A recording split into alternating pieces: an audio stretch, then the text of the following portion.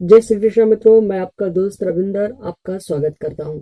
आज की वीडियो में हम बात करेंगे कि हम क्या किसी विशेष कार्य से आए हैं पृथ्वी पर।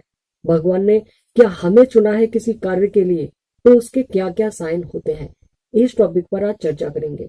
वैसे तो बहुत सारे साइन होते हैं जो ये संकेत देते हैं कि आप बाकी लोगों से विशेष हैं, लेकिन आज हम उन सामान्य से, नॉर्मल से साइन के बारे में बात करेंगे जो सामाजिक होते हैं, जबकि बहुत कम लोगों में देखे जाते हैं।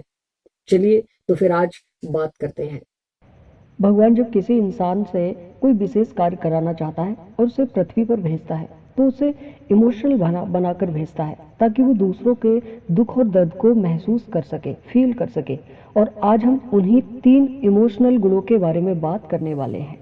अगर आपको ईश्वर ने किसी विशेष कार्य हेतु यहाँ पर भेजा है, तो सबसे पहला साइन है निस्वार्थ सेवा भाव।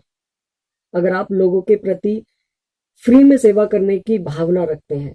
अब लोग ये कहते हैं कि भाई हम फ्री में कैसे कर सकते हैं, हमारा परिवार है, फैमिली है, हमें तो पैसे की खुद जरूरत रहती है, पैसे की।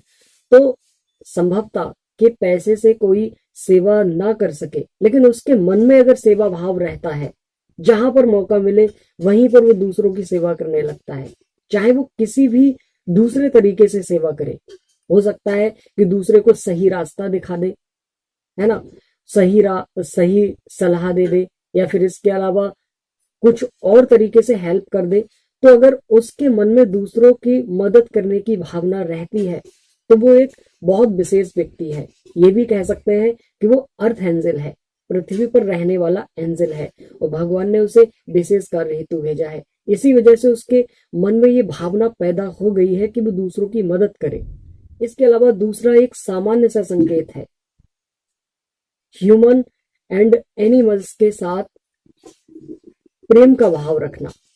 वैसे तो आजकल दुनिया में एक दूसरे से जलने का भाव रखते हैं, भाई भाई को नहीं चाहता है, और फैमिली में भी ये रहता है जलने का मैटर, और इसके अलावा मोहल्ला पड़ोस में सब में जलने का मैटर रहता है। लेकिन जिन्हें पृथ्वी पर विशेष कार्य से भेजा जाता है, उन लोगों में एक भावना रहती है, भले ही उनसे कोई भी लोग जले, लेकिन उनके मन में दूसरे के प्रति जलने की भावना नहीं रहती है। दूसरा कितने आगे बढ़ रहा है उन्हें इससे कोई फर्क नहीं पड़ता, बल्कि वो सबके साथ एक प्रेम का भाव रखते हैं। हालांकि ये मतलब ही नहीं होते, लेकिन फिर भी ये दूसरों के साथ वैसा व्यवहार नहीं रख पाते हैं, एक लालच वाला व्यवहार। आप जानते हैं कि जब आपसे लोगों को काम हो तो वो आपसे बहुत मीठे संबंध बना लेते हैं, लेकिन इन लोगों में ऐसा कुछ नहीं होता कि ये सबसे मीठे संबंध बनाए, लेकिन उसके बावजूद ये दूसरों के प्रति एक प्रेम का भाव रखते हैं। कभी ये दूसरों को धोखा नहीं देते। और वैसे ही ये जानवरों के प्रति ज्यादा आकर्षित होते हैं, जानवर इनके प्रति ज्यादा लगाव रखते हैं। इनके आसपास आप जानवरों को देखेंगे कि वो इनसे ज्यादा अट्रैक्ट हो रहे हैं बाकी लोगों की तुलना में। तो ये भी एक आपके लिए महत्वपूर्ण साइन है कि आप अर्थ एंजल हैं, या फिर आपको भगवान ने किसी कार्य से भेजा है। चलिए अब हम तीसरे साइन की बात करते हैं। ये भी बहुत नॉर्मल सा साइन है। अगर ये तीनों साइन आपके अंदर हैं, तो आप निश्चित रूप से अर्थ एंजल हैं, आपको पृथ्वी पर विशेष कार्य से भेजा है। हो सकता है कि आपको कोई ऐसा बड़ा मकसद हो जिससे आप लोगों को एक नई रास्ता दे, नई राह दे। तो ये तीसरा साइन है हीलिंग करना लोगों की।